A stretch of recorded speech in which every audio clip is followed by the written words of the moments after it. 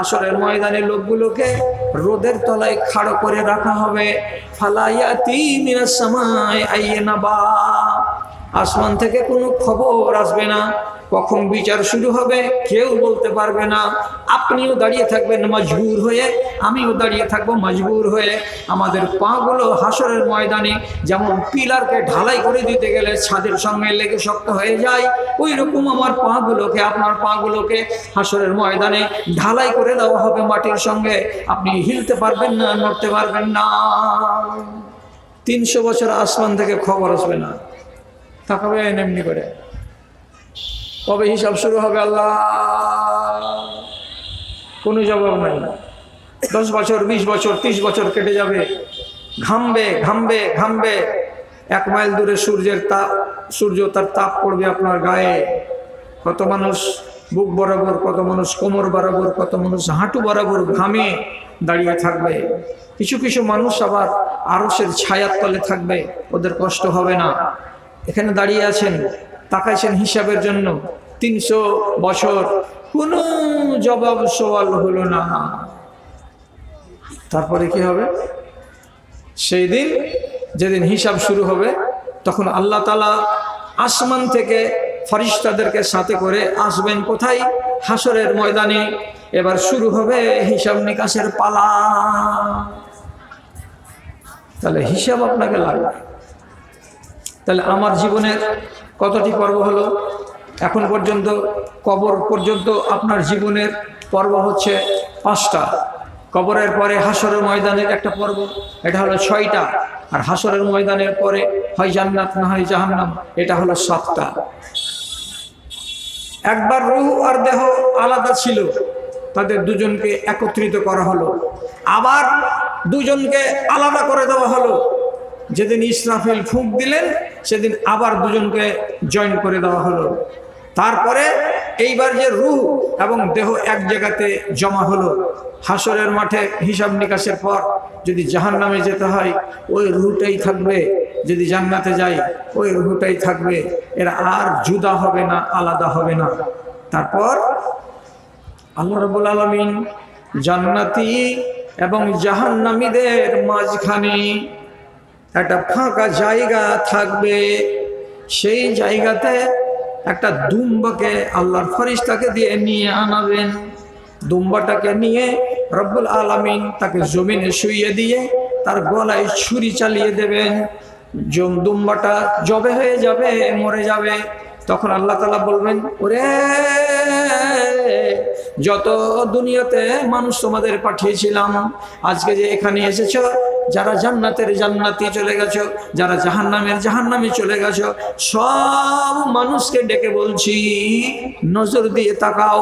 এই যে একটা দুম্বাকে জবে করে দিলাম, এটা দুম্বা নয়, এটা হলো মরণ। মরণকে কেটে দিলাম, জবে করে দিলাম, মরণের মরণ হয়ে গেল। আর জান্নাতীদের মরণ হবে না, জাহান্নামীদের মরণ হবে না। যেমনি কথাটা শুনবে, মরণকে জবে করে দেওয়া হলো, মেরে ফেলে দেওয়া হলো, মরণ আর হবে না।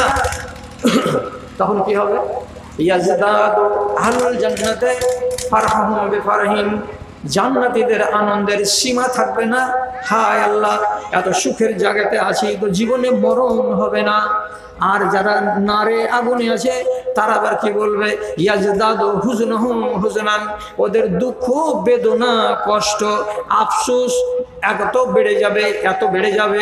পরওয়ারদিগার মরণকে যখন জবে করে দিয়েছো, তখন আগুনে যতই সাজা ভুগি না কেন আমার জানটা বেরিয়ে যাবে না। জান যদি বেরিয়ে যায় তো আগুন থেকে রেহাই হয়ে যায়, আমি কষ্ট পাবো না। কিন্তু জানকে তুমি বের করতে দিবে না, তার জন্য জবে করে দিলে জীবনকে, আর মরণ হবে না। কি আল্লাহ রাব্বুল আলামিনের হুকুম?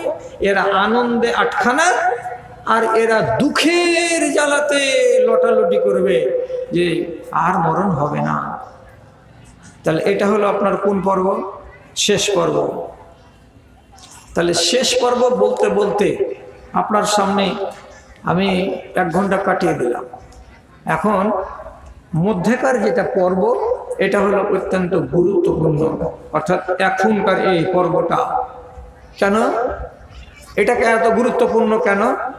তো বলছে এই জন্য যে আপনি মরার পরে লাল ঘরে যাবেন না সবুজ ঘরে যাবেন, ওইটা আপনাকে আপনার আমল দিয়েই প্রমাণ করে দলিল তৈরি করে যেতে হবে। বাঁচবেন কয়দিন? তো 60 বছর। এই 60 বছরে আপনার কাজের পরিমাণ, পরিধি, কোয়ালিটি এটাই ফাইসালা দিবে আপনি আগামী দিনে সুখের জীবন নেবেন না দুঃখের জীবন নেবেন।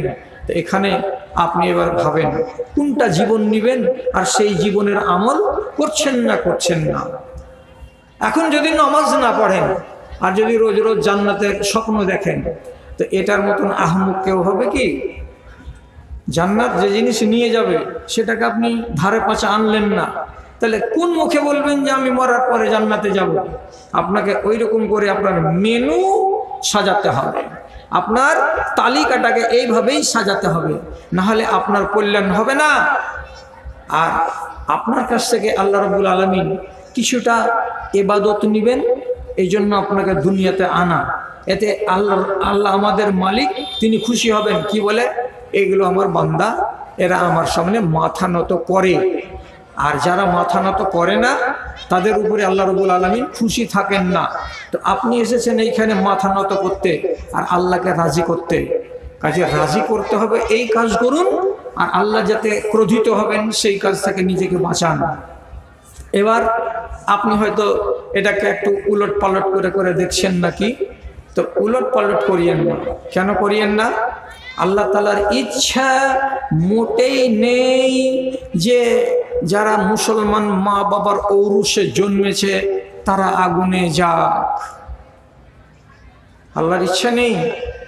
আপনি যদি নিজে থেকে জাহান্নামে যাওয়ার কাজ করেন তাহলে আপনার আমল গুণে আপনি জাহান্নামে যাবেন।